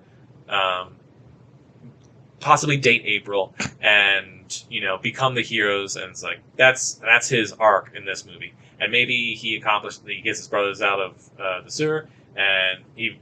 Maybe not dating April, but they're on good terms. But now society hates them now, but they didn't know they existed before. So it's like, oh, I have failed in that regard. But I can still try to be better. And being hated makes Raph angry, and that's kind of what starts Raph in the second one. And Raph is like, well, now he does his angry thing, and so the second one's about Raph. And the third one, you have more of the Donnie Mike story and how they fit into the whole thing. There's things you could do, and it's just they didn't do any of that. And if this is just a setup movie, and they will tackle different ideas in the future ones, we don't know. But the last thing I'll say, I saw a post online that, because other people had my same complaint of just like, it's kind of dumb that Master Splinter learned Kung Fu from these VHSs and stuff, and watching, I don't know, Drunken Master or whatever it was. But someone said they think that's a misdirect. They think that Master Splinter actually was either human or, pet of Master Yoshi or whatever, and he's hiding that fact from the Turtles because he knows that Shredder is out there, and Shredder will find him and find his sons or whatever, and try and come after them. So he doesn't tell them his original backstory. So you'll find out in the second movie that Master Splinter has an actual dark, and he's a big doofus dad because he just wants to be normal. But actually, Master Splinter has this secret Japanese past. That just feels like, well, we didn't set him up well in the first one, so now we got to retcon everything. Yeah, and it was a big secret. Yeah, and that's just a theory I saw on a Reddit post. But yeah, the movie does nothing to suggest that, I think. Yeah, and just I didn't like Master Splinter. No, not at all. Did you have a favorite of the other mutants outside of the Turtles? As a kid, I really loved Wingnut. I had the toy of Wingnut and Screw Loose, and I always thought it was a really fun character, but I didn't really care all that much. I don't know, Mondo Gecko, probably, because he's just, who doesn't like Paul Rudd? Yeah. And just being a big goof. They're all just interchangeable, and, and they're Like, I think Seth Rogen and John Cena are great choices for voices. Sure. But then other ones just kind of felt a little out of place. But yeah, none of them really stood out all that much. Okay. So that's team. On a scale of 1 to 10, what do you give it? Well, I gave it an a 8. Yeah, that's all right. We do grades, we not numbers. Yeah. I'm going to say I'm hovering between a C plus and a B minus. Because I still had a good... I'll say B minus, because I still had a good time. And I would watch it again with, like... If my son grows up and wants to watch Ninja Turtles, I'll watch it and have a good time. I also gave I'm happy B that minus. Ninja Turtle stuff is still getting made. So I'll say B minus. Yeah, I said B minus as well. By the way, it wasn't Borat's daughter. Wingnut was the woman from What We Do in the Shadows. Oh, that's right. Yes. You're right. And did you know that her brother... he was in Fleabag. You know the guy that she sleeps with called like Rat Fuck or something, or Rat Face Fuck from the bus? You know who I'm talking about? He was also in the Barbie movie. He was one of the executives. Yeah. Like, they're brother and sister. Oh, really? Yeah. Oh. Anyhow, that's Turtles. Let's move on to... so our last main topic is The Last Voyage of the Demeter. The story of Dracula on a boat. A small subsection of the original Bram Stoker's Dracula book of just how Captain Slog. C. 1897. Was that the date? I believe it was 1897. Wow. That wasn't that long ago. That's like less than 150 years. Yep. Wow. Anywho. So yeah, it's just a story of how Dracula got from Transylvania, or do they say like Romania? He's from Romania, but the port that they're leaving out of is Bulgaria. Okay. They say they're going from Bulgaria to London or England or whatever. Yeah, they're heading to Europe, and it's. I heard it best described as if you were just doing Alien on a boat with a vampire. It's like, that makes perfect sense. What a great concept for a movie. Because just like in space, like there's nowhere for you to go. Yeah, You're exactly. Just out in the open ocean. And I was pretty excited for this one, but this ain't it. I thought the trailer was... it was a very good trailer. It had me interested. I thought visually it looked good. I was like, all right, this looks better than it should. Yeah. But it wasn't. I mean, I think it does look better than it should be. The director is really good. He did what was it, Troll Hunter, and Andrei Orvidal directed Troll Hunter and The Autopsy of Jane Doe, and that movie is awesome. Yeah, that's the one. Autopsy of Jane Doe is so good. And that's a very similar sort of structure. It's just like at one location with an entity after a small group of people. Yeah. So it should have been a slam dunk. It should have been, but I thought this vampire didn't have any bite. Sorry. That can't be the only joke. I was disappointed. I gave this movie a C minus. It's so dull. Like, this movie's rated R, and it's not very gory. There's a little bit at the beginning, but not very much. And all the deaths are burn alive or bit. Yeah. It's not creative. Like, there's a guy that gets wrapped up in a rope, and he goes flying. Why wasn't he split in two and a good, beautiful blood splatter onto that sail? But no, he just kind of just gets held up by it. Whoop-de-doo. And I think this story is just lacking. So the story is these people bring us crate, and they refuse to load it on the boat. Bad juju, yada yada yada, and they need help. So our lead character, main character, he's a black man who has gone through schooling to become a doctor, and nobody wants anything to do with him because, racism. So he needs a job, and he needs to get back to England, so he volunteers. And then a Dracula breaks out. And hilarity ensues. But so they're saying like, oh, something's on this boat. but they don't check the crate that they like dropped and like cracked open. It seems like they don't check any of the crates for a long time. For a long ass time. And then they show that there's multiple crates. I thought there was only one crate. Well, there's one crate containing Dracula. But like when we see him on the horse and carriage and stuff. Oh, yeah, there was a bunch of crates. There was? I mean, enough stuff to warrant, multiple bug. I mean, I only recall seeing the one.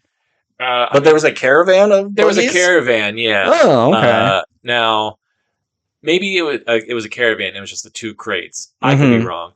But in my mind, from the way the movie had it shot, because there was a caravan of multiple carts, I just assumed that was multiple crates getting loaded on from those people. Because I assumed once you got further into the movie and they opened it, and only 2 of them had anything in it, which was Dracula and the woman. I thought she was in the crate with him. How unfeasible is that? He brings a snack for the long voyage, which is this woman. And so he's getting out of his crate, opening her crate, drinking from her, and then getting back into his crate. That was like his plan? I think so. Well, yeah. What if you were like his crate was like stuffed in a thing with something heavy on top and he couldn't get out and he would have had to bust out of it? I assumed the woman was in his crate with him and he was just drinking her like a Capri Sun throughout the whole thing. Because, okay, but here's my second question. So say he's draining from her. Okay. The rules of vampires, as we have stated, are vast and they contradict each other, and you can do them in all types of ways. In this, it seems like he bites you, he drinks you, you turn into a vampire. But vampires don't drink other vampires' blood. So the first time he bit her on this trip, she would have been turning into a vampire. Then his food source is gone, so he would have had to break out of his crate and kill the crew anyways. Well, now, this is my biggest problem with the movie, is that it'll say something, but then do nothing with it. And this is my theory. She's not bitten on her neck. Like, when she gets her transfused, no, because they said she was, the only reason that she didn't turn was because he was doing the transfusions. Exactly. The inevitable. So she was essentially a vampire. Yep. And because he was doing the transfusions, that means she could walk out in the sun for whatever dumb fucking reason. But, okay. So, yeah, she was already a vampire. Yeah, or at least turning into a vampire. So how can he keep using her to feed? Well, I mean, the movie never established that you can't drink another vampire. I think that's basic. The only thing I've ever seen, which I'm slowly still going through the underworld movies, that when a vampire bites another vampire and drinks their blood, they can see their memories, but you don't get any sort of sustenance from it. Like in Daybreakers, you drink another vampire's blood or your own blood, you start to de-evolve into a more Nosferatu type. That's why vampires always go after humans. They have to drink human blood. Right. Well, and... So, it either needed to be like, he was going to crack this Capri Sun open halfway through, and then that would be enough to sustain him, or he was going to, like, drain her completely. It'd be a ton of blood, like he'd be this big bloated tick thing, and he would be able to, like, hibernate the whole time. Or is it he isn't infecting them when they get bit? Like, they can drink from you without releasing their venom that turns you into vampires. Because sometimes it's they bite you and then you drink their blood. That turns you into a vampire. If you just get bit and you don't drink a vampire blood, you're like this weird ghoulish creature. But what if it's a thing where none of his venom gets out? He's just sucking the blood out. They can heal normally. And so then he can keep going back to them. But she's already going through the transformation process and having the blood fusion and things like that. So I just don't understand the rules. What my theory is it never really establishes that there's multiple vampires. It just establishes there's one. Yes. And him biting you isn't really turning you into a vampire. It's turning you into a minion. So it's like you're still able to be drank from because you're still human. You're just essentially under his spell, and you're susceptible to sunlight. Yeah. Like you can be dead or whatever because they... You know, you had the little boy thing. Whatever, we'll get to that. But the minion thing seems like if that's part of it, you would make it that they can go into the sun. So what good is having this minion character who isn't a vampire to help you do things if they can't even go in the sunlight either? It just seems like... I mean, I think having a superpower that gives you slaves is good enough for you to do that versus like, oh, well... But that would have been a fun thing of her going like, we got to kill this guy, and she's actually tricking all these people so they can be eaten. I was waiting for her to turn bad at any moment. I know the movie didn't establish any reason for her to do that, but I was like, all right, well, maybe she's under some sort of spell, and this is all part of the plan. Because you know, can't be any evidence that he was on here, so she's here to assure that they all get eaten properly or something. But yeah. So okay, let's start from.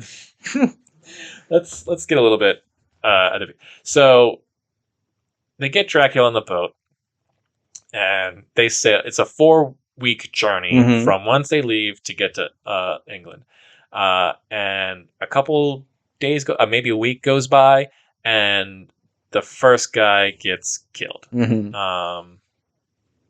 Well, she comes out of the box first. Yeah. Right?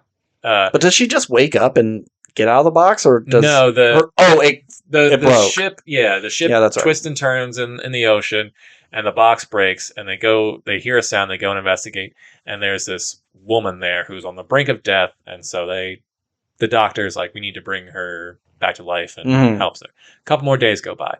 Dracula gets hungry, kills a guy, but they just kind of write it off. It's like, oh, well, there's blood on the floor, but he must have just fallen overboard. Yeah. Which is like, okay, sure, fine.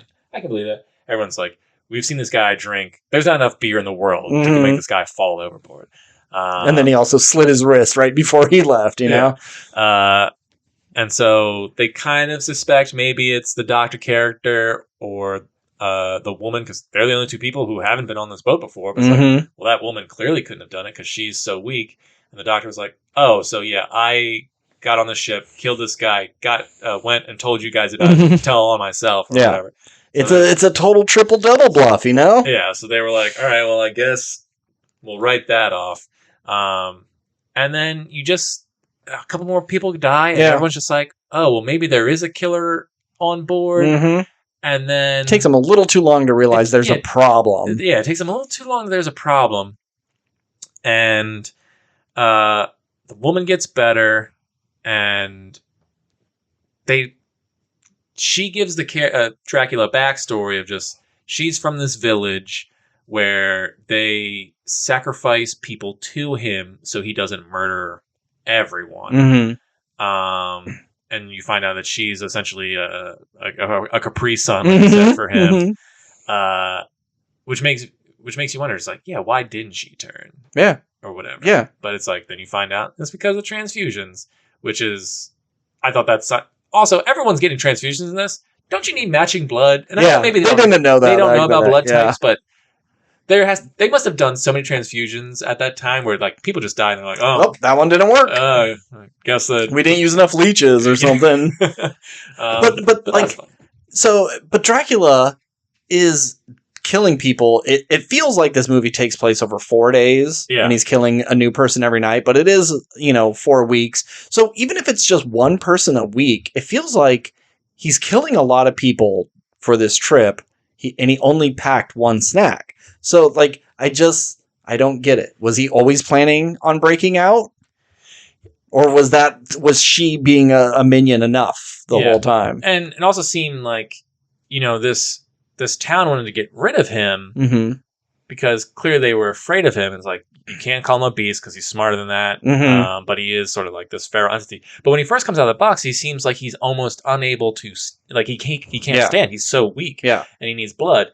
And it seems like every time he kills someone and drinks their blood, he gets stronger and he gets new features.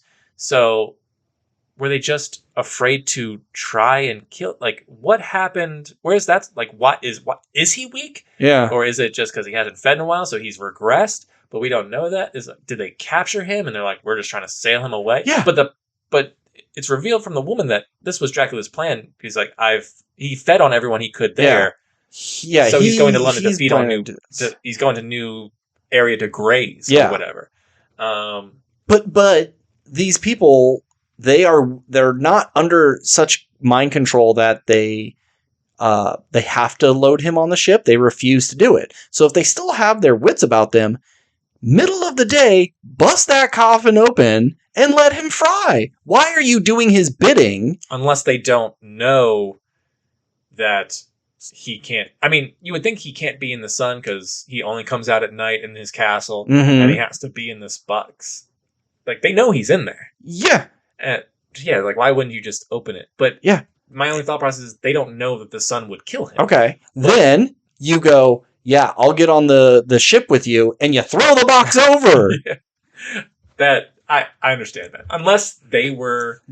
But the movie doesn't establish that they're minions of his. If they were minions, they're so afraid of him, they needed to be take him away. Like, they didn't say anything, and they just did their stuff. Like, maybe they even had hoods over there so you couldn't see their face. They're worshippers of Dracula. It's a mystery, but it just seems like the townspeople, like, well, we were able to trick him to go into this box. Now he's your problem.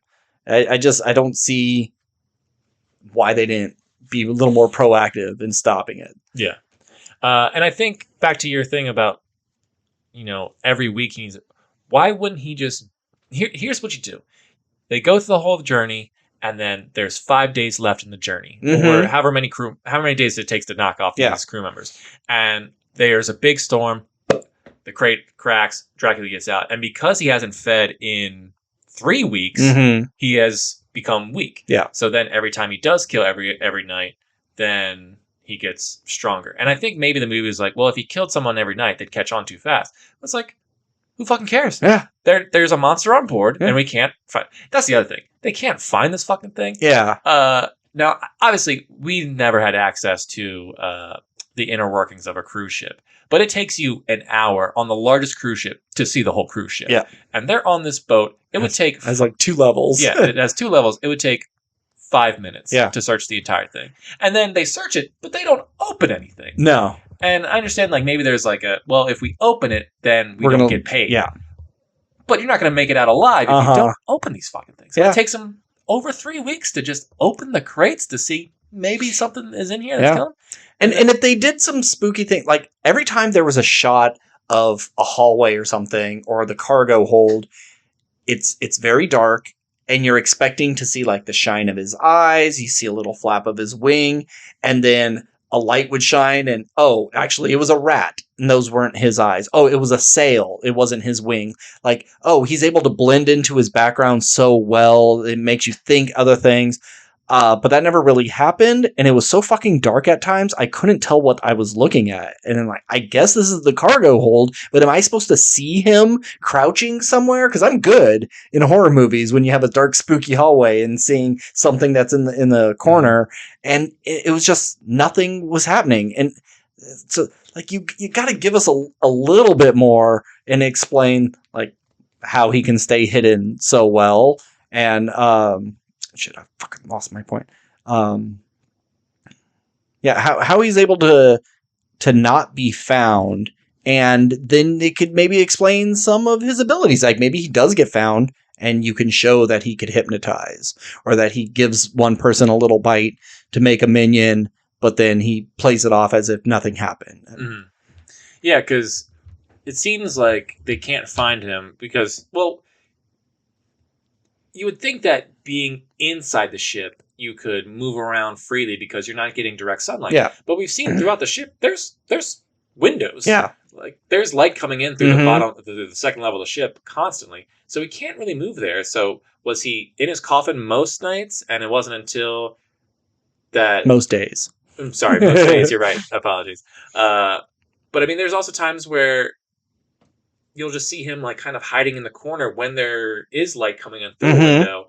But it's like, and I understand that maybe at the time of the movie they weren't really searching everywhere, but I just feel like it'd be very hard to not find this fucking guy unless you're just not checking the crates and he's in the crate every time. And or if we just saw them like they're looking in the shadow and they hear a sound, they turn around and you see him crawling out onto the ceiling, and show him sneak away somehow. Yeah. It would have been cool, like, if they found him and they're, like, breaking holes into the side of the ship to let beams of light in to back him up into the shadow to corner him, but then that causes the boat to start sinking. Oh my God. Anything would have been great if they tried anything to fight this creature. Yeah. But it wasn't until the final scene where they were just like, we'll get guns, guys. Yeah. It's like, I guess that's the logical choice at the time, because they don't know that light can kill this fucking thing. But I mean, someone burned pretty early. Well, yeah. They should have known. Well, that's the other thing. They established the rules of the vampire that we're used to, that obviously these characters would be used to, but they're learning this information and doing nothing with it. Yeah. It's like they found where it sleeps. Great. Throw it in the ocean so he doesn't have his dirt anymore. Nothing comes of that. Yeah. One of their guys gets bit, catches fire. They're like, oh, that's weird that the sun did that. Write that off. They do nothing with that information. It's like, okay, well, that could be easy thing. It's just like, there's some sort of thing here causing him to burst into flames. He's a slight against God and whatever. There's no evidence that maybe this would work on Dracula. Yeah. But then it also happens to the kid. The kid also catches fire, where it's like, oh, light does something here. Yeah.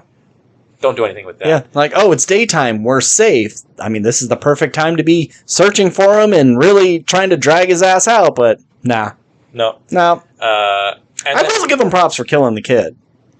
They don't kill kids all that often. Yeah. Because this movie is the movie where the girl, the kid, they get on a piece of debris, and our hero stays behind while the ship burns. Sure, yeah. Yeah. I was waiting for that the whole time. I'm glad they were willing to kill the kid, but nothing really all that interesting happened with the kid. I wish I felt more for any of the characters. Sure. Because other than the kid, the captain, and then arguably the first mate. Yeah.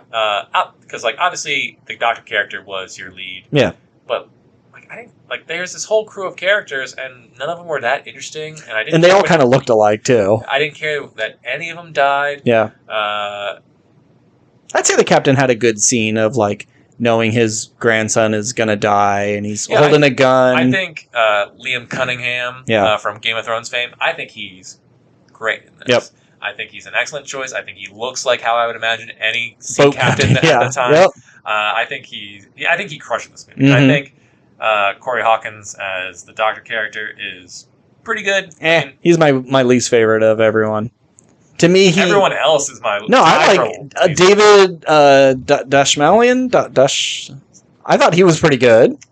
Look, I've seen people talk about how good he is in this movie, and I'm like, he does nothing in this movie. He's fine. He's believable, whereas our lead, I did not believe him. That felt like such a fake accent, because he's American, right? Yes. He felt phony. Everybody else felt genuine, and he did not fit. I would have recast him. I think everyone was doing weird accents in this, and I don't know if you had this problem, but I think the ADR in this movie is fucked up. It just seemed like everyone was talking, it just seemed like out of audio sync? was off. Huh. Not necessarily out of sync. When they were speaking, the words were matching up with what's coming out of their mouth. It just sounded like the sound wasn't... either they were talking too loud or too low for the situation. I'd probably say that's the theater we go to, because it's an absolute garbage Regal. I saw a Reddit post online that also mentioned an ADR. Oh, okay. Maybe it's a thing. It didn't. Okay. I'm glad it didn't affect you, but I just felt like for at least the first half of the movie, I was just like...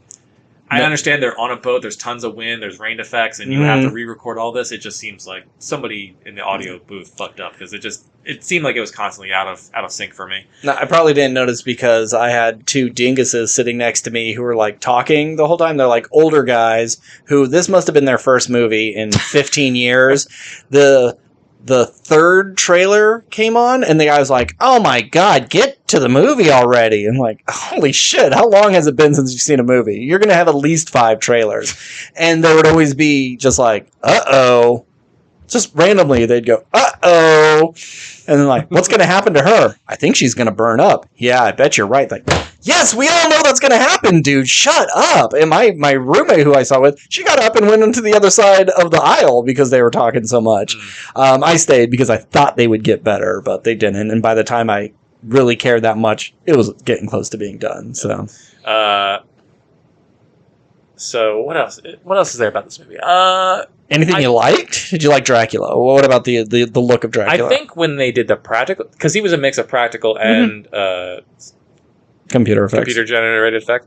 I think the computer generated stuff looked bad. I think the practical stuff actually looked kind of creepy. I had no complaints for a smaller, cheaper movie.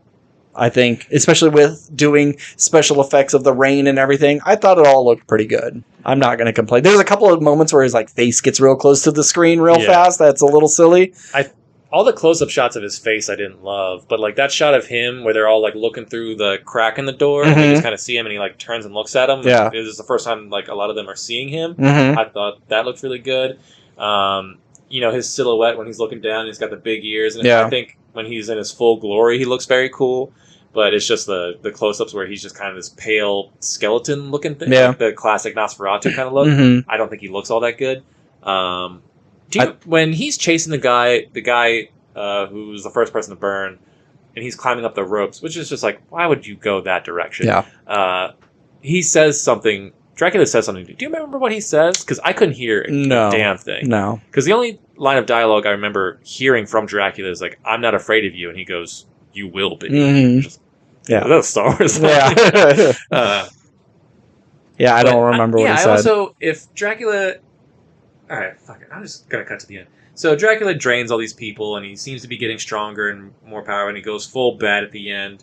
And then he gets to London, and we have this, feels like, post-credit scene, even though it's not a post-credit scene. It's Dracula Untold all over again.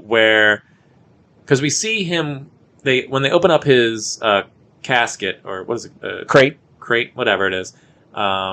He has a cane in there. I was like, okay, I know how this movie's going to end. It's going to be him walking around London with that cane. And so we see him. Well, obviously, I knew how it was going to end because he's Dracula. He gets out. But so you see him in his, top hat and his trench coat and all that stuff, and that's cool and all, I guess, or whatever. But I thought he would look human? Yeah. Like, that was one of his powers. It's like, if he drinks enough blood, or maybe it's not even he has to drink blood. Maybe he just turn... Because I thought she mentioned on the boat at some point, and I could be wrong about this, I thought she mentioned something about, like, he can take like human form when he wants to. Yeah. I was like, okay, I thought he was going to look like just a dude. Yeah. But no, it's just, he's a vampire in a trench coat. In a trench coat with a cane, yeah. Like, that's kind of stupid. He's in a bar, and I could just imagine the waitress just like, "Hey, honey, oh my God, what is wrong with your face?" There's drunks in here, man. Jesus. But yeah, and I hated this bit because it seemed like the movie, despite being a movie about a vampire, based itself in logic. Like, he moved throughout the ship, he had wings so he could fly, he could do fantastical things, but he didn't have teleporting powers, and I fucking hate this cliche in movies. And maybe there's an argument that it was all in the Doctor's head kind of thing, where but he looks over, sees Dracula in the corner, someone walks by, he's gone, and then he touches his neck, and then he stands up instantly, but he's already out the door. So there's a bat creature walking in this busy bar that is moving at super speed that no one seems to notice. And it's just like, okay, is this in his head? Because it doesn't seem like it is. And he runs outside. He's like, I'm going to spend the rest of my life trying to take down this bad boy. I thought it was going to be a Dark Knight Rises thing at the end, where it's just like, hey, what's your name, kid? Because maybe everyone thought he died on the boat. He's like, call me Helsing, Van Helsing. Yeah, it's like something dumb like that. Or he meets a guy at the bar, just like, I hear you got a bat problem. I don't know what voice I'm doing. And there's Hugh Jackman standing there. I didn't really expect, but I don't know. I just it's pretty disappointing. I've said this podcast many times. I love movies set in one location with a small group of people. Yeah, this movie should have been fucking awesome. Yeah, but it didn't do anything interesting with the lore. It made nods to all his powers and stuff, like the mist coming over the boat at the end. I was like, okay, that's a fun way to do it. You could, I don't know if that was his power that he made, or it just the ocean. Just the ocean. Whatever. But another thing. Okay. So the movie made a big thing about, if you knock on the boat, you can hear throughout the ship. Yeah. And if you're in trouble, we can come and it'll be a signal. They don't really do anything with that. No, you hear the knocks, but it seems like it's just an all clear. There's the one scene where Dracula uses it to kill a guy. Yeah. And that is how I would expect him to do that, because that's creepy. It's the Conjuring thing of the clapping. Like, that's what I wanted to see more of. Or, I was waiting for the scene at the end of the movie where they're doing battle with Dracula, and there's the mist, and they can't see him, and it's like, I can't get a shot, and then someone's like, and then they hear the sound, and they know, okay, and they fire, and that's how they're able to hit him or something. Or they hit one of their friends, and I thought it was him. They use this special power that the ship has to do something interesting against Dracula, or how they got out of the situation, or whatever. But it never really comes about all that much. No. And I just wish they did more stuff with the boat, either to combat him, or that Dracula uses to kill. But it's just like, he just grabs somebody and drinks their blood. Yeah. Or he even wraps them in the wings. So you don't even really get to see him do the violence, because he just like suffocated them with his wings. It should have been a gore fest, and it wasn't. It should have been scary, but it wasn't. It should have been interesting characters all working together, but it really wasn't. It was just whatever. Yeah, I wish I liked the woman more, because at the end, she has her like good plot. I not necessarily need them to be romantically involved, but I wanted more chemistry than there was. Because when she died, I didn't feel it. Just reminded me how good Midnight fucking Mass is, because it takes all that same vampire Dracula lore and puts it in a modern setting and expands on it and does interesting stuff. And so when people do burn up and die, it's like emotionally affecting. I know it's not really fair to compare an 8-hour series versus a 2-hour movie, but it was a waste. It really was. It's a $5 Walmart bargain bin movie for sure. For sure. I think if I could pitch a little to you, pitch it. You do something like there's needs to be more people on the boat. Let's say like 20 more. Maybe it's his minions, so he does have like a fresh person to drain every day, and that could be a part of it. Where like Manifest says there's 30 of us, and we're only counting 29. What happened? I don't know. You must be drunk. Then the next day, okay, now it's saying it's only 28. We're losing people every day. Why is that? And then you have Dracula. He's drained enough that he can take a human form, and he's trying to blend in with the rest of the crew, and he could be taunting them or hypnotizing them, sowing seeds of distrust amongst the crew. And then you don't know who he is. And people go, was he on the boat before? I think he's a new person. And like, maybe Dracula we talked about this like thing a couple weeks ago, but what if he could turn into other people? Like in Bram Stoker's, he could turn into a wolf and a bat and an old person and a young person. Like, he can change his shape. So do something with that. And then you can learn a little bit more about Dracula from some of the minions that are maybe they're not as under his spell and are able to tell the crew what's going on. Or he drinks their blood and takes their form, and then it becomes, instead of an alien on a boat, it's the thing on the boat. Yes. And then so they whittle it down, and there's only a few left. And like, we're gonna stay awake until dawn, and we're all gonna stand in the sun and figure this out. And it's just like the blood burning scene. Yeah, there's so much stuff about being on a boat for long periods of time and madness and mutinies, and there should have been a scene in that, like, if it had a bigger crew, you could do it. It's like, Captain, you're fucking failing us. You're supposed to be our leader, and all of these people are dying, and maybe you are Dracula, and this is all part of your plan. And then there's a mutiny, or maybe not that I'd say this is a good idea, but what if there's just like a pirate ship that like comes by and they're like, we're going to take your cargo.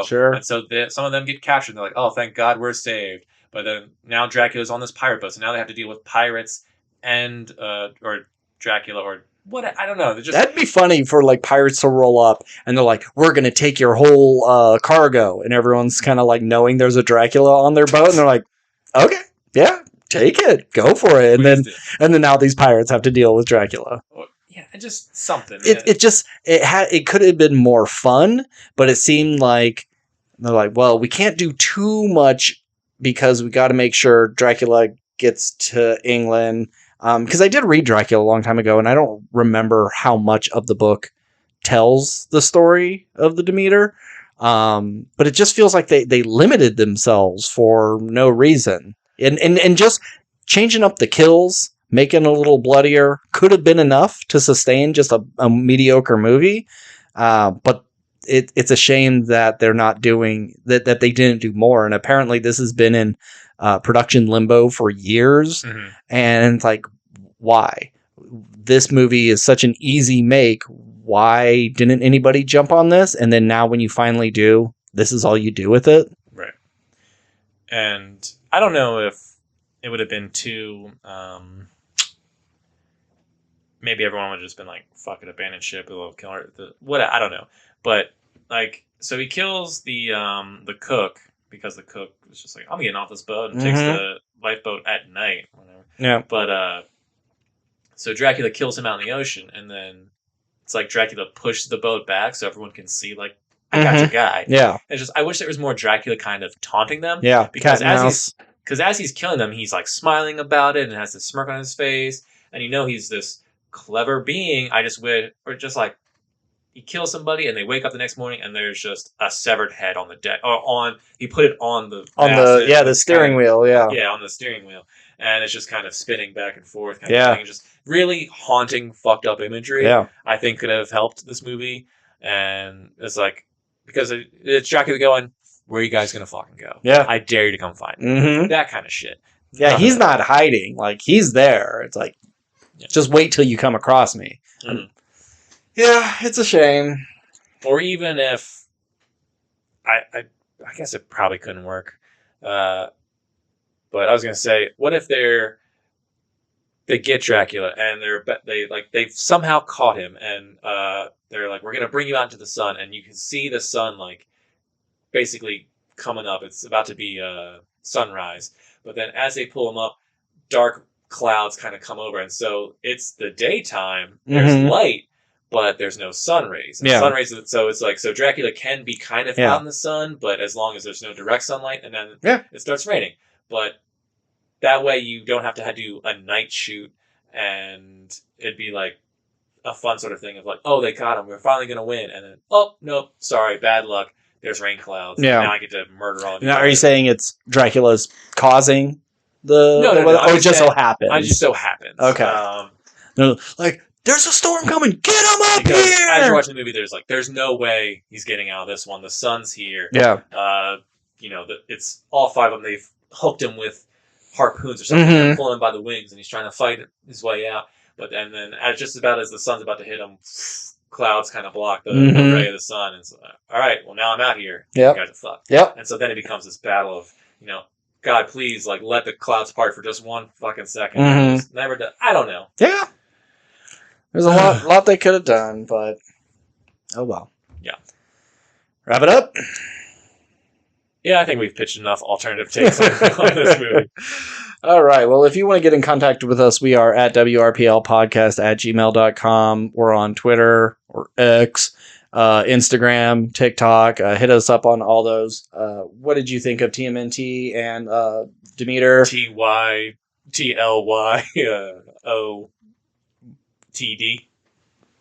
Oh, I was like, what the fuck are you spelling? Yes. TLVOTD. Yeah. What'd you think of Tilvated? Hey. Yeah, that's a vampire name for you. All right. As always, I'm Ben. And I'm Steve. And keep consuming.